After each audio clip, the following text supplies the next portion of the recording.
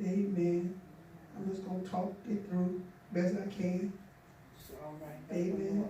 Amen. I just want to just share. It kind of ties in with what Sister Carla talked about this morning.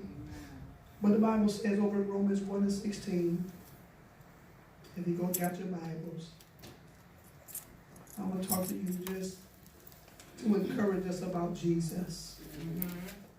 You know, the Lord was putting in my heart that nobody's talking about me. Said everybody be talking about, you know, their selves or, you know, we motivate one another. And everybody's trying to brand themselves. You hear that word going around. Everybody's trying to be somebody. Yeah. Everybody wants to be important in some kind of way. Amen. But Jesus, the Lord was saying, nobody's talking about me. What about me? Yeah. You know, the Bible says over in Philippians 2, it says that Jesus made of himself of no reputation. Jesus was empty. That's what that means. That means he emptied himself. When he made of himself no reputation, he emptied himself. He didn't make himself, even though he had every right to be equal with God, but he wanted to take away his equality, to empty himself. My God. He wanted to make himself nothing so he can be on our level, because he was fashioned like man. And so he emptied himself so he can become humble. My God, how many people want to be humble? We don't see humility. Amen. That's why people want to brand themselves. Because they want to be somebody. You put a brand, you hear that word. You never heard that word so much, branding. You know, you put your name out there to be branded. And the Lord was saying that he never branded himself. He never made himself of no reputation. So he didn't have to put his name out there. People did. Everybody else did. When he healed, what did they do? They went out and they told it. They shared it. So he made of himself no reputation. So we ought to likewise do like him. We want to humble ourselves. So over here in Romans chapter 1 verse 16 says, "For I am not ashamed of the gospel of Jesus of Christ, for it is the power of God unto salvation to everyone that believeth, to the Jew first, and also to the Greek." This is Paul. Paul said, "For I am not ashamed of the gospel. I am not embarrassed. I am not, my God, I am not guilty about having a connection with the gospel. I am not ashamed of being associated with the gospel." Why? Because the gospel is what? Power. It's the miraculous power. Let's go that word again. It's the dunamis. The gospel, Sister Gloria, is miraculous power. So when we hear the gospel, things happen. How many of you heard the gospel when you got saved? Did you hear the gospel? The gospel is what? Good news. Good news. You know, the Lord told me, the title he gave me was Jesus is the gospel. Yeah. Jesus is the gospel. Why? Because he's the good news. In the book of Mark chapter 1, it says, "In the beginning of the gospel of Jesus Christ." My God, Jesus is the beginning of the good news. He is the good news. That's who he is. That's who Jesus is. And so the Lord began to talk to me about the good news and why it's so good. Why is the gospel good news? Why is it this too good to be true news? It's too good to be true. Isn't the gospel that way? It's too good to be true. Isn't it? It is this gospel, this good news, that is too good to be true. And so the Lord gave me 3 things to talk about just briefly. He said, when Jesus came into the earth, that was good news. When he died on the cross, that was good news. Amen. When he rose from the dead, that was good news. You see, I'm smiling because all of it refers to good news. Jesus is the good news. And so I wanted to talk about Jesus because I want to put it back in our minds why we're here. We're here because of good news. My God, when Jesus came, he came bearing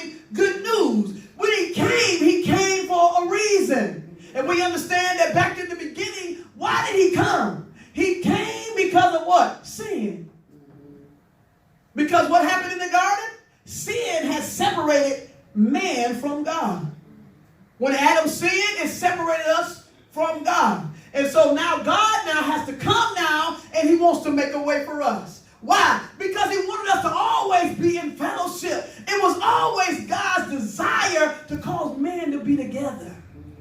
So he wanted us to be in fellowship. So here comes Jesus now. Why is it good news that he came? He came over, according to John 10:10. Why did he come? The thief came not but to kill, steal, and destroy. But Jesus said, I am what? Come that you might have what? Life. And have it more? Abundantly. Come on, that's why he came. His coming is good news. And according to Luke 19:10, he came to seek and to save that which was lost. That's some good news now. That's why he came. Good news, he came because he came to seek us. He came to draw us out of sin. My God, Matthew 1:21, as I pass the scripture, it said he came to save his people from their sin. He came to rescue you from a dark place. And it's so such good news. It's such miraculous power when you understand that he is the gospel. He is the good news.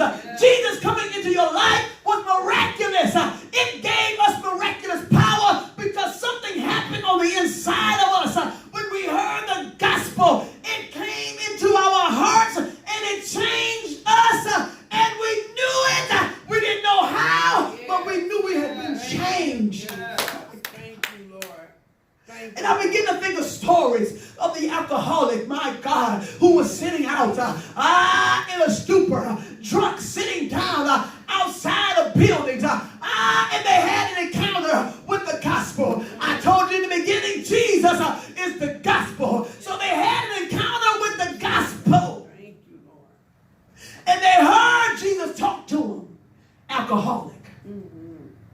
They heard Jesus talking to them in prison. Heard Jesus talking to them as a prostitute on the street. Yes. My God, heard Jesus talking to them wanting to commit suicide. They heard him. My God, heard him when they were in the mental ward. They heard Jesus. They ran into the gospel because it is the power. Yes, it is. Jesus. In everybody's story, even the homosexual, my God, when they talk about how they used to be, and when they ran into the love, as Sister Carla was talking about, when they ran into the gospel, when they ran into Jesus, when they encountered Jesus, a lot of them always say, if you be God, show me. And what does he do? He shows up and he changes. What they felt like might have felt like a man, but my God, when they were made a woman, but they changed back to what God originally made them. Oh, my son. Jesus coming in as the gospel. Him coming was good news. Him dying was also good news. My God, when he died on the cross, the Bible said he died. One man died, right? One man brought in death. That was Adam. Adam brought in sin, and Adam brought in death. Death came into all the world. So now death by sin came into the world because of one man. But because Jesus died, I want you to hear the good news now. Jesus died, brought us good news, Sister Bruni. It brought us good news because him dying now gave us the gift of righteousness. Yes, according to Romans chapter 5, he gave us righteousness. He gave us God's way of doing things. He gave us God's way of being right. Why? Because he gave us and he came and he died. And everything he did in his death benefited us. Because him dying, he took on your sins and mine. My God, I had an illustration. My God, I didn't have to get a chance to bring it. But the Lord was showing me how, my God, when he took on our sins, it was like this black jacket. Everything was on it. Whatever you dealt with, prostitution, alcoholism, depression, suicide, my God, it was placed upon every disease, every sickness. Poverty was placed upon him, and it was dark. And the Bible said over in Isaiah 53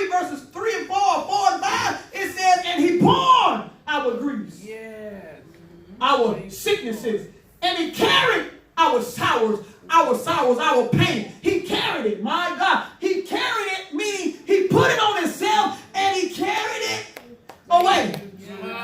My God, and if I would take off this jacket, I'll show you what he exchanged it for. He took out black sin and he gave us something white. Hey, he gave us righteousness. Oh, he called us with a robe of righteousness. My God, fully pure, fully white, without any stains, without any blemishes. He made us right. Thank you, Lord. That's how he made us. Thank you. I call it the great exchange.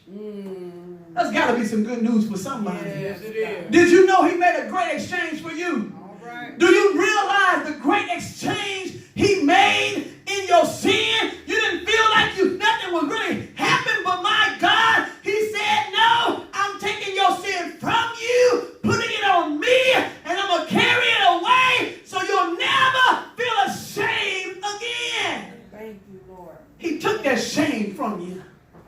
Amen. My God, if you were abused as a child, Yes. do you know he took that? He put that abuse on him. So when you came to him, you didn't have to keep it because he took it. And all you have to take now is receiving that he took it.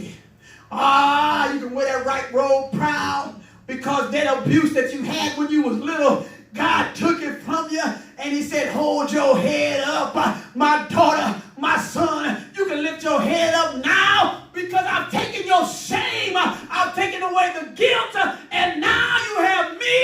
You can look to the hills now because your help comes from me. Yes. All of it comes All from right. me now. Yes, Lord. Because I took it. My God, that's good news, saints. When I was just talking to the Lord, I'm like, oh God, that's good news. I don't have to be ashamed no more. I don't have to feel guilty no more. I don't have to hide my head in my chest no more. I don't have to cover my face no more. I don't have to hide my head down like no more. Now I understand. I have been free. I have been made the righteousness of God All right. in Christ Jesus. Thank you, Lord Jesus. He made me free. Yes. Amen. So in him coming was good news. Yes. In him dying was good news. Yes. And in him rising. Mm. How in his resurrection? It's some good news in him rising. Why? Because the Bible says over in Corinthians, I believe it's 1 Corinthians chapter 13 or 15, somewhere around verse 50 something. 57, I think. 54. 15:54. It said that death was swallowed up in victory. Come on, when Jesus died, y'all ain't excited. It's all right. Y'all don't understand this good news. Yes. Yes. Do you understand that when he died and when he rose, first of all, when he died, you were buried with him. You were crucified with Christ. So everything you had done, my God, in your life, he took it down when he was crucified. My God, he took it upon himself, took it away. So you were buried with him, crucified with Christ. But when he rose, you rose with him. We rose with him. We rose, oh my God, Right. we rose unto life unto God. Thank you, Lord. When we rose with Christ. Yes, Lord. And so he swallowed death up. And then he told us, don't you let death have no dominion over you. Why? Because he swallowed death up. Yeah. My God, in his resurrection, he gave us life. My God, he gave us victory. He defeated the enemy in his resurrection. He defeated and conquered the grave. He said, oh, grave, where is your victory? Oh, sting, where is your death? Yeah. Yes. Where is it? It's been swallowed up because he rose. Yeah.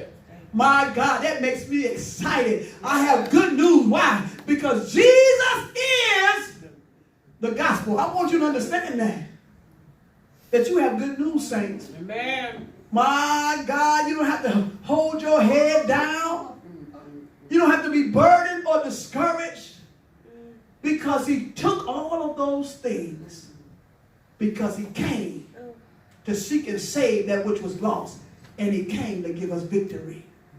And we have victory over death. Amen? Amen. Amen. Come on and bless the Lord. Yeah. Amen. Amen.